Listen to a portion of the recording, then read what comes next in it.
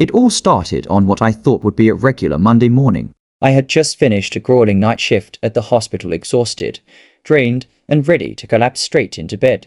As I turned onto my street and headed for my driveway, the last thing I expected to see was a strange car parked in my private driveway. At first, I figured it was no big deal. Maybe a neighbor had a guest who didn't realize they were parked on private property. So instead of freaking out, I parked on the street, which, let's be honest, was a rare luxury in this neighborhood.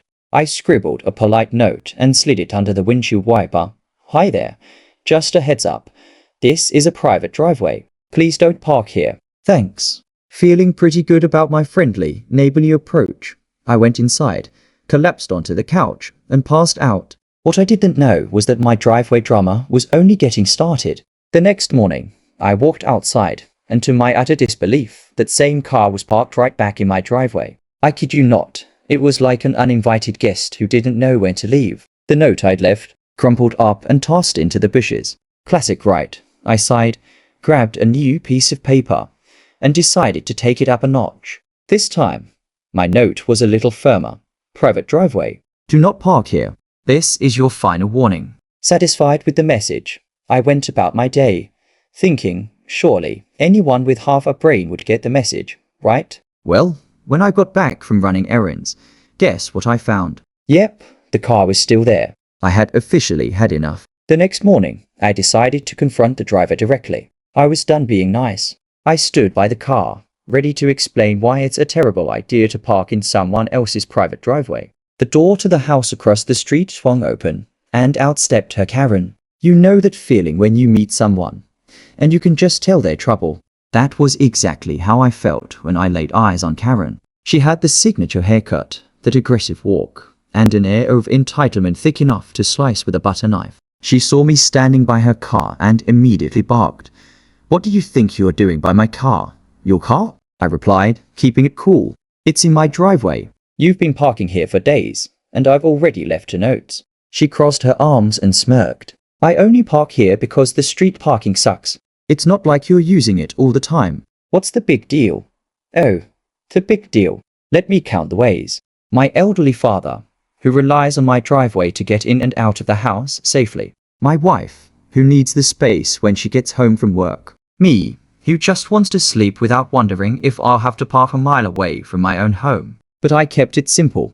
This is private property. You can't just use it because it's convenient for you. Please move your car, and don't park here again." Karen let out a dramatic sigh, muttered something about selfish people, and finally drove off. Victory, right? Wrong. 2 days later, I came home to find her car parked right back in my driveway, as if nothing had happened. This time, she had parked in such a way that my wife couldn't even get out of the garage. Furious, I knocked on her door, ready to confront her again. When she opened the door, she didn't even look surprised. "Oh, it's you," she said, as if I were the one inconveniencing her. "Yes, it's me," I replied, keeping my cool. "Your car is blocking my garage." "Move it." Karen rolled her eyes. "Look, I'm not going to argue with you every time I need to park somewhere." The driveway was empty. "What's the harm?" "The harm," I said, barely keeping it together, "is that this is my driveway, not a public parking lot." "Move your car," she sighed again, more dramatically this time, and stomped over to her car like I had asked her to run a marathon. As she backed out of the driveway, she shouted, "You're ridiculous. It's just a driveway." I wanted to shout back, "It's not just a driveway. It's my driveway." But I bit my tongue. For now, a week went by without incident, and I thought maybe Karen had finally gotten the message. But then, one fateful Saturday morning, I woke up to find not just her car in my driveway, but a second car parked behind it. She had invited a friend to join in on the fun. That was the last straw. I snapped a photo of both cars, called a tow truck, and waited, watching as the tow truck hooked up both Karen's car and her friend's car. Watching them get towed away. Honestly, it was one of the most satisfying moments of my life. Little did I know, this was just the beginning of Karen's epic meltdown. I didn't know what to expect when Karen found out her car was gone, but when she marched down the street, phone glued to her ear, she looked like she was about to explode. Her face was as red as a sunburn, and her purse was swinging wildly with every step. She stomped up to my driveway, looked around, and started pacing like a detective at a crime scene. Finally, she spotted me sitting there. "You," she shouted, jabbing her finger at me. "Where's my car?" I took a sip of my coffee, enjoying the moment. "Oh, your car?" "It got towed." Her jaw dropped. "You towed my car?" "Sure did," I said, setting my coffee cup down. "You were parked in my private property again. And let me tell you, her reaction was, well, to put it mildly, it was far from calm. She threw her hands up in the air, let out a dramatic wail, and started pacing even faster. "You had no right to tow my car." "None," she screamed. "This is harassment. I'm going to call the police on you." I leaned back in my chair, completely unfazed. "Go ahead. I'll wait." And guess what? Karen actually called the police. Since I had nothing better to do that day, I stuck around to see how this would unfold.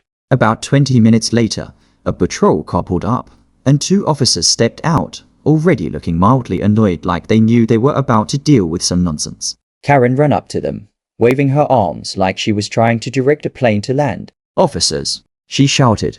"That man right there." She pointed at me like I was a wanted criminal. "Had my car towed for no reason. He's been harassing me, and I demand you arrest him." The officers turned to me, eyebrows raised. "Is this true?" one of them asked. "Not even a little bit," I replied, standing up. "She's been parking in my driveway without permission for weeks. I've warned her multiple times to stop. When she ignored me, I called a tow truck. I've got photos, videos, and a copy of the tow receipt if you'd like to see them." Karen's face fell, but she wasn't ready to admit defeat. "He's lying," she screamed. "It's just a driveway. You can't tow someone for parking in it." The officer raised his hand to stop her.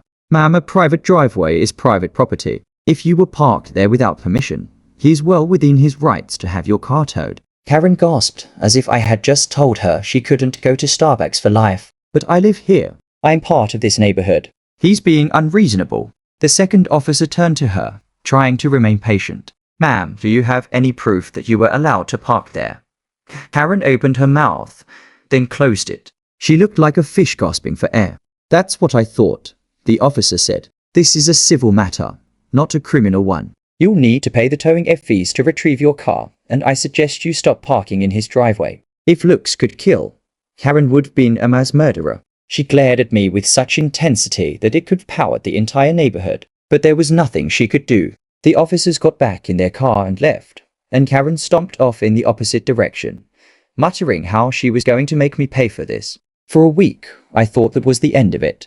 But no, Karen wasn't done. One morning, I found a letter taped to my door. It was written in Karen's aggressive handwriting. It read, "Dear neighbor, you've made things very difficult for me with your petty and selfish actions.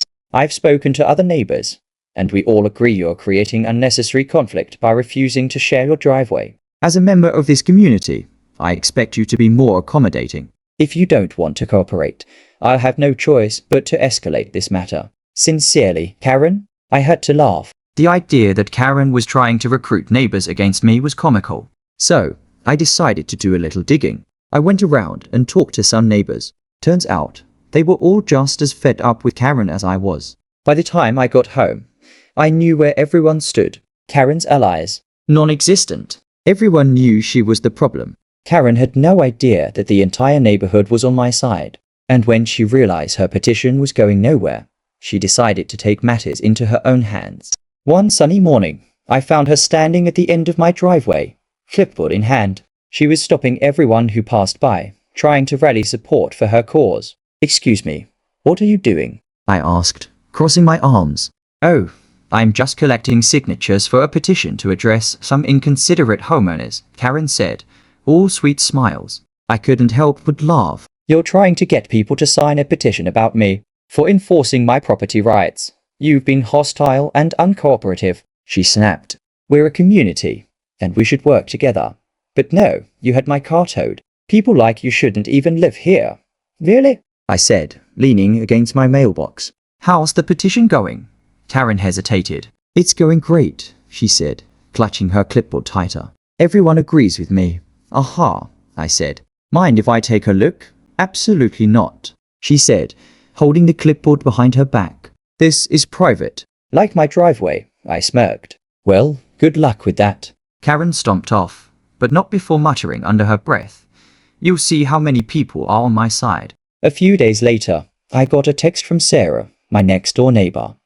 Hey, Karen came by with that ridiculous petition about your driveway. She's been trying to get people to sign it. No one's on her side, though. And so it went. Karen's smear campaign was failing spectacularly, and the entire neighborhood was firmly on my side. One night, I came home to find Karen had placed 2 orange traffic cones and a cheap plastic no parking sign in my driveway, complete with a hand-drawn note that read, "Reserved for community use. Violators will be reported."